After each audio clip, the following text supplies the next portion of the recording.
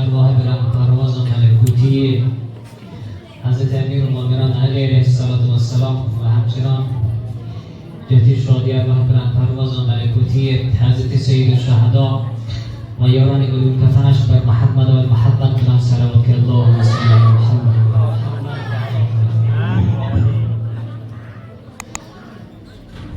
جهت شادی ارواح اموات مؤمنین و مؤمنات اسلام، اموات که وارث ندارند و یا هم مدارس هستند، مخصوصا اموات جمع حاضر، صلوات دیگر را بفرمایید که اللهم صل علی محمد و آل محمد و عجل فرجهم.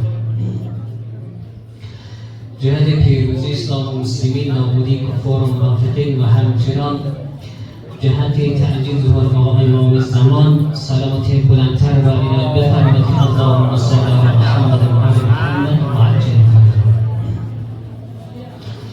اعوذ بالله من الشیطان الرجیم. بسم الله الرحمن الرحیم. الحمد لله رب العالمین. الصلاة والسلام علی خیر خلق اجمعین. از آن مختصرا روزه‌ای که ترتیب دادم آن رو به سمع شما رسانیدم. در آخر از همه شما التماس دعا دارم به برکت صلوات که اللهم صل علی محمد و آل محمد. از آن متوسل شیم به حضرت زینب سلام الله علیها. از زیر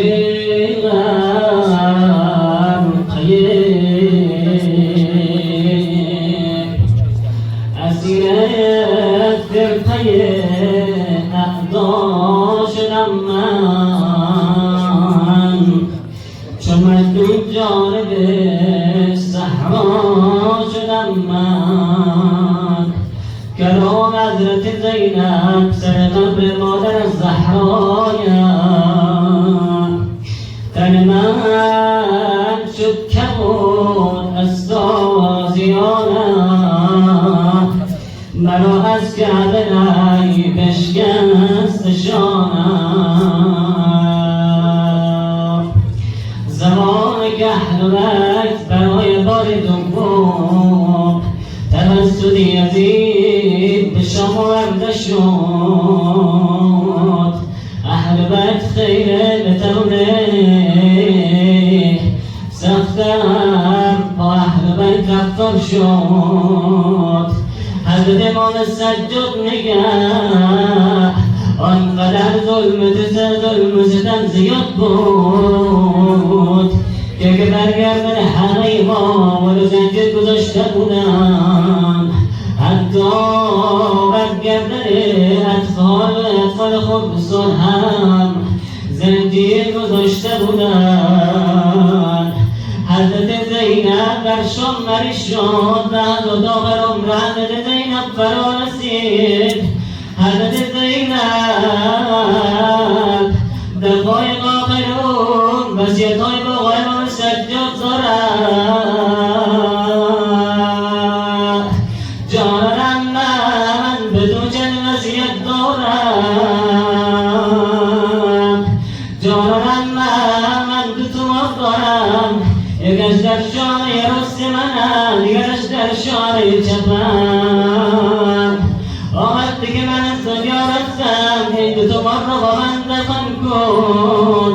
تو بار اولی چند تار از ریشی پرخون برادرم حسینم، تو بار دومی دستان زرگرگر اصغرم.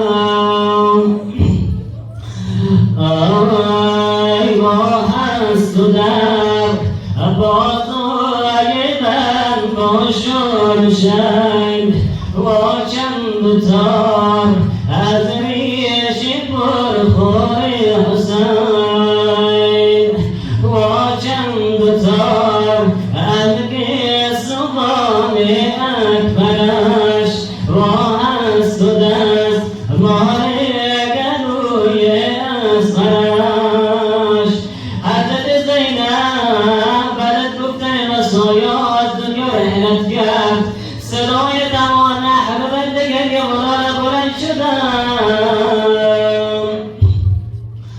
آی بار رفت از دنیا بسد افغان شد و خواهر غم دیده حسین و حضرت زینب صدر قرشین و روحگر یدست اطفال حسین زمان گردد زینب از دنیا رفت حضرت امام سجاد به چند زن و صالح فرمود کرد مردم را غسل دهید زمان که زنان صالح چشمانشان به بدن کبود شاید زینب افتاد صدا گریه اونا را بلند کردم گفتم مگر این زن چی گناه داشته که بدنش این گناه سیاه کبوده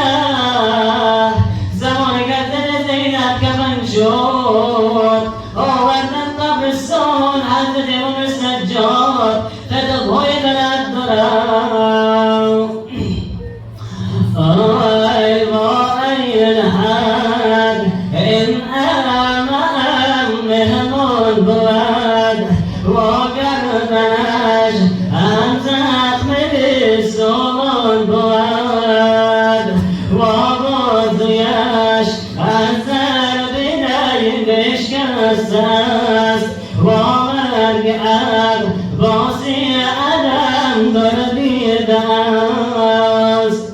إنا لله